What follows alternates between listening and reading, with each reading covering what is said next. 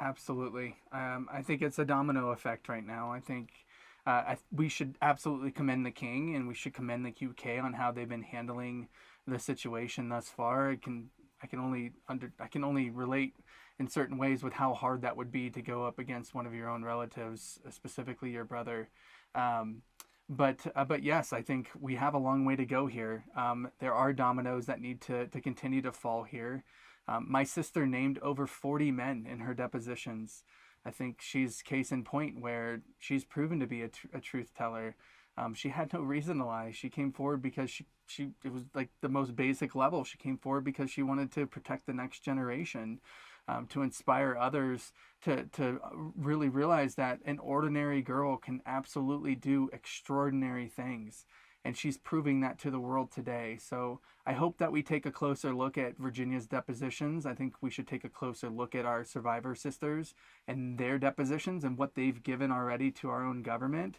And at this point, the real question is, when are we going to start believing survivors? I would say on this side of the pond in the US, in our very own backyard, we have seen far less action, and it is quite shameful on our part. Just coming back from the Pam Bondi hearing and just the lack of respect and acknowledgement that Pam Bondi owes survivors, it's so very clear. And so what I would say on our end is that the Department of Justice needs to finish this job and do it correctly, right? We need to continue to protect the survivors.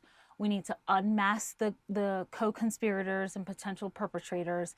And then we need to see indictments. We need to see further investigations like the UK, like Norway, right? I mean, we're talking about the UK that maybe has a small handful of people that are implicated versus the United States, who potentially has dozens of names of men, of perpetrators. And so we need to do our job here.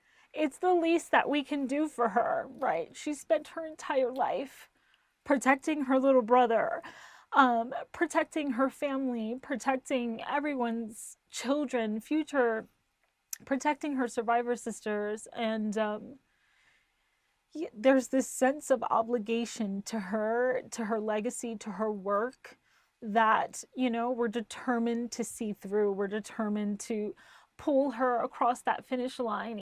Today was a win for all survivors out there. I want to use this moment to say Virginia did this for you. She did this for the next generation. I mean, even though Andrew was arrested for potentially sharing trade secrets, this is the next step in actual justice. If these men were potentially capable of harming or violating the most heinous act that you can do out there with sexual assault, what else are they going to be capable of?